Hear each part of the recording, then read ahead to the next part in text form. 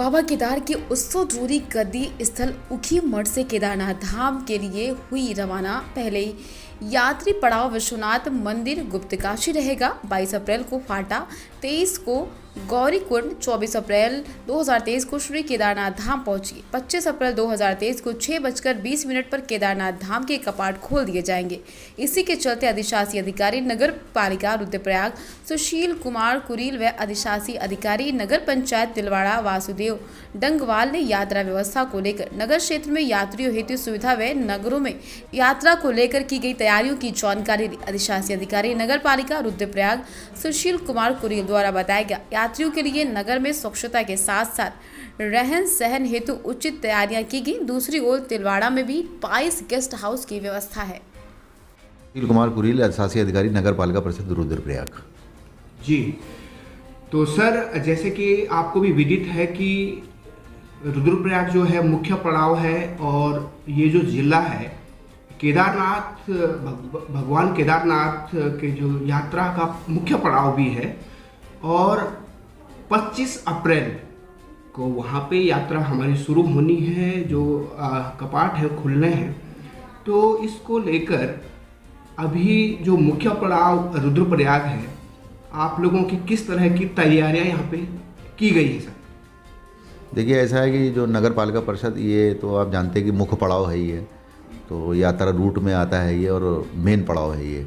तो नगर पालिका परिषद जो है रुद्रप्रयाग का जो मेन रोल है, जो जिसके नाम से नगर पालिका परिषद पालिकाएँ जानी जाती है, वो सफाई व्यवस्था है।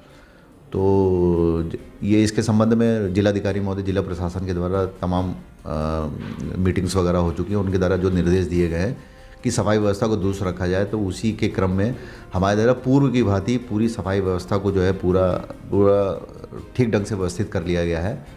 और नगर पालिका में जो मेन समस्या ये होती है कि सफाई व्यवस्था सही रहे, तो सफाई व्यवस्था के लिए पूरे जो है हमने अपने कर्मचारियों को जो मुस्तैद कर रखा है। कर्मचारियों को सारे शौचालयों की व्यवस्था हमने बिल्कुल ठीक कर रखी है। जो मरम्मत कार्य वगैरह था वो मैंने पूरा कर लिया है। अभी भी कुछ काम जो है 2-4 कुछ अगर बाकी है वो भी हम 1-2 दिन के अंदर पूरा कर लेंगे। तो सर पिछली बार जब यात्रा यहाँ पे आयोजित हुई थी, तो यात्रा के दौरान यहाँ पे नगर पालिका जो मुख्य पड़ाव है रुद्रप्रयाग केदारनाथ धाम का, तो यहाँ पे बहुत सारी समस्या आई थी, जिसमें ट्रैफिक को लेकर, जाम को लेकर और नगर क्षेत्र में काफ़ी सारी इसमें परेशानियाँ आई। तो इसके लिए आप किस तरह से आपने तैयारियाँ की है? इसके संबंध में जिलाधिकारी महोदय के द्वारा भी काफ़ी मीटिंग्स ली गई हैं और उप जिलाधिकारी महोदया के द्वारा भी काफ़ी मीटिंग्स ली गई है। और उनके द्वारा जो निर्देश दिए गए हैं, पूर्व की भांति जो है ट्रैफिक पुलिस के द्वारा, तहसील के द्वारा और हम लोग के द्वारा संयुक्त अभियान लगातार इसको चलाया जा रहा है, ताकि जो है व्यवस्था उसको जो है ट्रैफिक की व्यवस्था को सुव्यवस्थित किया जा सके।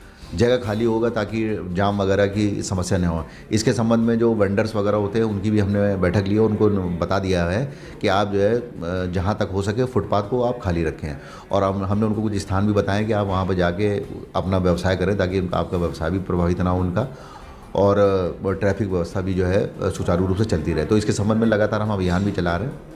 सर जो ये मुख्य पड़ाव है रुद्रप्रयाग यहाँ पे, तो ऑल पार्ट्स ऑफ इंडिया से यहाँ पे तीर्थ यात्री आते हैं, तो उनके रहन सहन और आपकी नगर पालिका द्वारा, चाहे हम बात करें रैन बसेरा की, और कितनी क्षमता आपकी है सर कि कितना आप यहाँ पे यात्रियों को स्टे करवा सकते हैं? देखिए, मैं मेन होटल्स वगैरह जैसे बड़े होटल्स का तो मैं नाम ले लूँगा, जैसे ये संग्रीला हुआ, मोनाल हुआ। इसके अलावा जो है और भी रिजॉर्ट, छोटे छोटे होटल्स वगैरह हैं, उनका जो है पूरी सारी जो है डिटेल जो है हमारे पास है। क्योंकि जिला प्रशासन के द्वारा हमसे पूछा जाता है कि आगे का जो पड़ाव देखते हुए, आगे की यात्रा देखते हुए कभी कभी यात्रियों को यहाँ पे रोकना भी पड़ता है।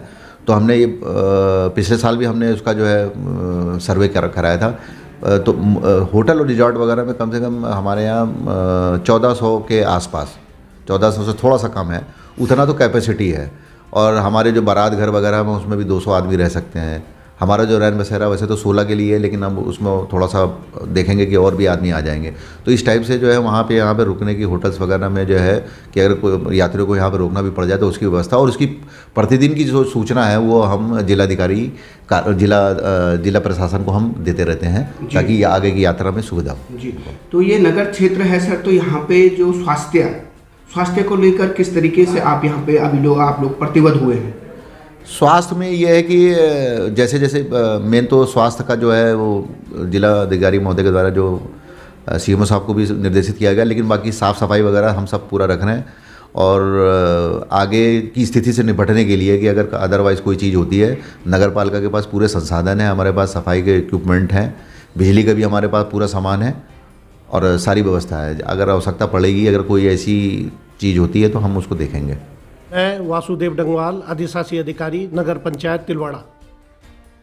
सर, केदारनाथ धाम का भी एक ये अहम पड़ाव है, तिलवाड़ा जो स्थान है यहाँ पे, तो यात्रा को लेकर सर आप लोगों की अभी यहाँ पे किस तरह की तैयारियाँ हुई हैं?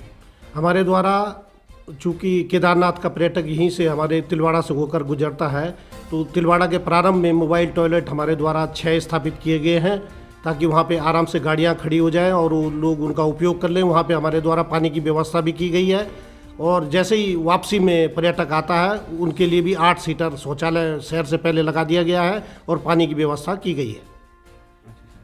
सर, यात्री जब आते हैं तो लगभग एक बड़ी संख्या यहाँ पे रहती है सर, तो इसके लिए अभी तक आपके पास कितने यात्रियों को ठहराने की व्यवस्था सुनिश्चित हुई है सर? लगभग 600-700 लोगों के ठहरने की पूर्ण व्यवस्था यहाँ है। लगभग 22 होटल यहाँ हैं और एक 80 बेड का होटल गढ़वाल मंडल विकास निगम का है।